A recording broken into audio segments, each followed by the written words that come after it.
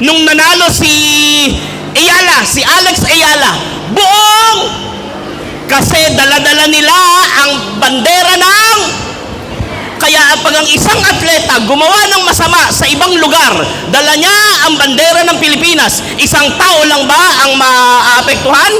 Hindi, buong Pilipinas, dahil dala niya yung bandera ng Pilipinas. Ang sabi ng Diyos, huwag mong dadalhin yung pangalan ko sa walang kabuluhang bagay. Exodus 27, okay? Chapter 20 verse 7. Ikatlong utos. Sino po nakakaalam ng 10 utos? Okay, ikatlong utos. Huwag mong gagamitin sa walang kabuluhan ang pangalan ng Panginoong Diyos. Sa English, thou shalt not misuse or use the name of the Lord your God in vain. Akala ng maraming tao, ang ibig sabihin yan, huwag kang magsasabi ng oh my God pag nagulat ka. Sa totoo po, sa original Hebrew, ang ibig sabihin ng use ay carry. Carry. Sabihin nyo carry. Dadalhin. Huwag mo daw dadalhin ang pangalan ng Diyos sa isang walang kabuluhang bagay. Okay? Sa simpleng salita, huwag kang gagawa ng masama sa pangalan ng Diyos. May alam po ba kayong ganon? Gumagawa ng masama sa pangalan ng Diyos, nang i-scam ng tao, di ba? Nang loloko, gamit ang pangalan ng Diyos para madali silang mapagkatiwalaan. Ayaw na ayaw po ng Diyos yan. In fact, sa mga rabay, pag tinanong mo sila, mga Hudyo, ano ang kasalanan na hindi napapatawad? Yan ang sasabihin nila sa'yo. Commandment number 3. Sobrang importante niyan na nauna pa yan kaysa sa commandment na huwag kang papatay, huwag kang mangangalunya. Mas importante sa Diyos na huwag mong gagamitin sa masama yung pangalan niya. Okay? Sample po, paano gumamit ng pangalan? Pag lumalaban si Manny Pacquiao, sabi niya, hindi ko to laban mag-isa, laban to ng buong Pilipinas. Nung nanalo si Alex Ayala, buong, kasi dala-dala nila ang bandera ng, kaya pag ang isang atleta gumawa ng masama sa ibang lugar, dala niya ang bandera ng Pilipinas, isang tao lang ba ang maapektuhan?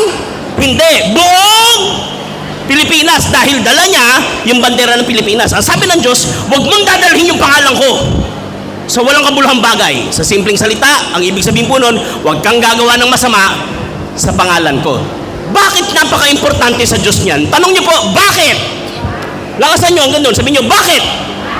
Kasi po, walang nakakasira sa ganda ng imahe ng pangalan ng Diyos ng mas malala pa kaysa sa mga tao na nagsasabing naniniwala sila sa Diyos pero ang ginagawa laban sa Diyos. Naintindihan niyo po?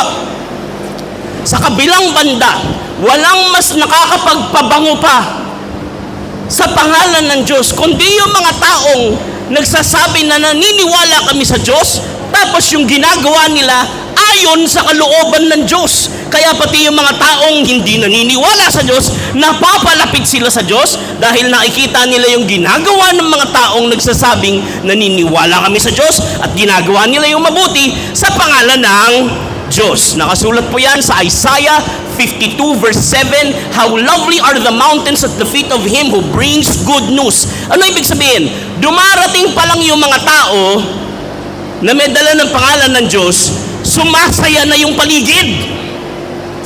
Saan po tayo nagtatrabaho ngayon? Sa munisipyo.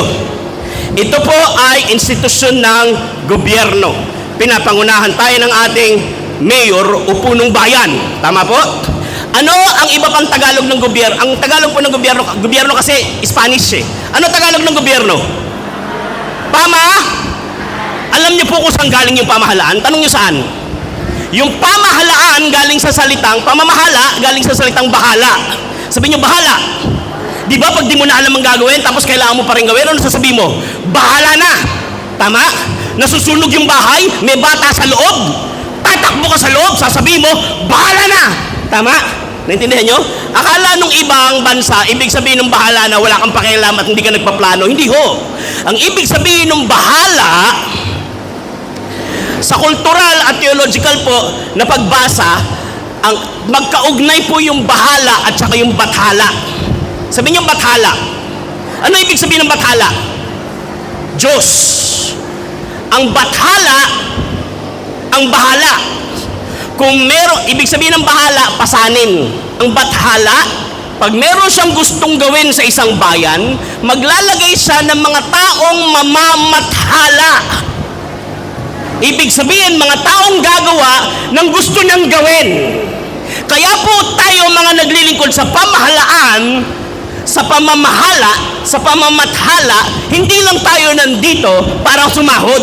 Nandito tayo para i-represent yung gusto ng bathala. Naintindihan niyo po? Kaya pag may taong gobyerno gumawa ng hindi maganda, naaaligaga ka. Kasi ang inaasahan mo, pag nasa pamahalaan ka, ang gagawin nila yung gusto ng bathala. Malinaw? Nakaka-proud, di ba? Tingnan nyo nga po, naka-uniforme ba yung katabi nyo? Sabihin mo sa kanya, nandito ka para kinatawan ng bathala. Para pag dumarating pa lang kayo sa mga baryo at nakikita nila kayo, naka-uniform kayo na City Hall, sasabihin nila, andyan na yung mga namamathala na gumagawa ng kalooban ng bathala. Ganyan po ka-special ang calling ninyo ng mga taong nasa pamahalaan. Palakpakan po natin ang ating Panginoon. Maraming salamat po. Tumayo po tayong lahat at manalangin po tayo. Panginoong naming Diyos,